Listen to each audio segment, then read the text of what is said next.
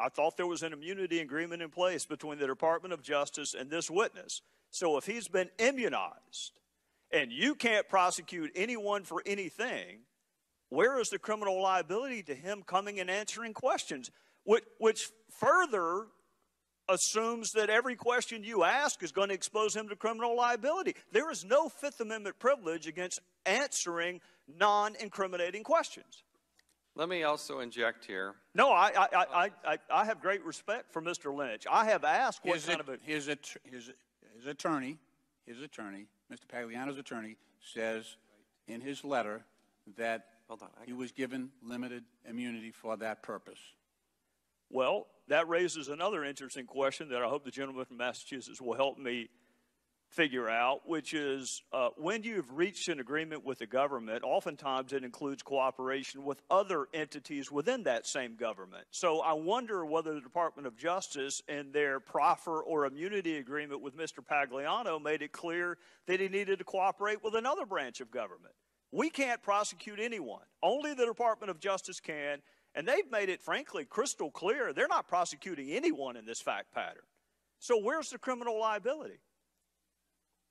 The gentleman has constitutional rights under the Fifth Amendment. Whether they are violated by the FBI or violated here in Congress, well, still violated. But as the gentleman from Massachusetts knows, the Fifth Amendment... He cannot be required to be a witness against himself. Right, but the Fifth Amendment doesn't protect you from non-incriminating answers. Well, we've got a criminal referral here. Not on him. He can say his name. Sure it is. He can say where he worked. Sure Every answer it doesn't was issued incriminate The gentleman from Massachusetts will suspend. The gentleman from South Carolina. Could I engage with the chair in a colloquy? Yes. I thought witness Pagliano was granted immunity. That's what I've read. Well, Congress can't prosecute anyone, so the one entity who can has granted him immunity. I'm trying to figure out what his criminal liability is. If the gentleman would yield. Well, I was having a colloquy with the chairman. I understand but if you can answer the question, I'll be happy to hear from you. The FBI granted him limited immunity for the purpose of... The FBI didn't grant him immunity. The Department of Justice granted him immunity. That's correct. For that limited purpose. How do you know it was limited use immunity? I haven't seen the immunity agreement. Will the gentleman yield? Sure. But he can incriminate himself because we've issued a criminal referral here. He's got immunity. He doesn't have immunity. He doesn't have immunity. You haven't seen the immunity agreement. Look at it. If you want to read it yourself, it's from the gentleman's attorney. He's got limited immunity. No, I'm going to need a more reliable source than a criminal defense attorney. I want to read the agreement itself. I want to read the agreement between the Department of Justice and this witness, and whether or not that agreement requires this witness to cooperate with other entities of government. That is commonplace. For them to say you can tell us the truth but you can't tell Congress makes no sense. That's all I want. Okay, the gentleman will suspend. The committee should also be aware that the committee did send a subpoena to Mr. Pagliano to produce this immunity agreement. That was due today at 10 a.m., and he did not produce that as well. So he was under subpoena to not only have his presence here, but so that everybody on this panel can see this immunity agreement, which he supposedly has in his possession. Those documents were also subpoenaed by the committee, and he did not comply with that as well.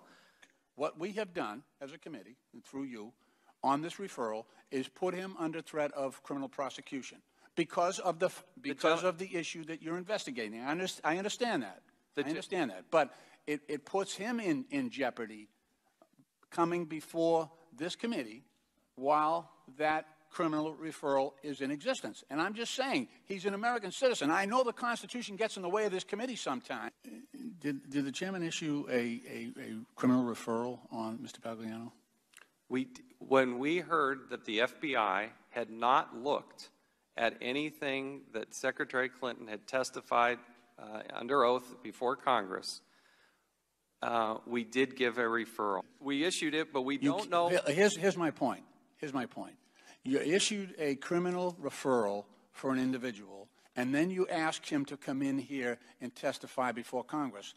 Let me clarify. That would require him to surrender his Fifth Amendment rights if you're referring him and putting him under threat of criminal prosecution and then asking him to come in here, that's not fair. And the immunity doesn't cover him because your referral for criminal prosecution came after the fact and beyond the limited purpose for which he was granted immunity, sir.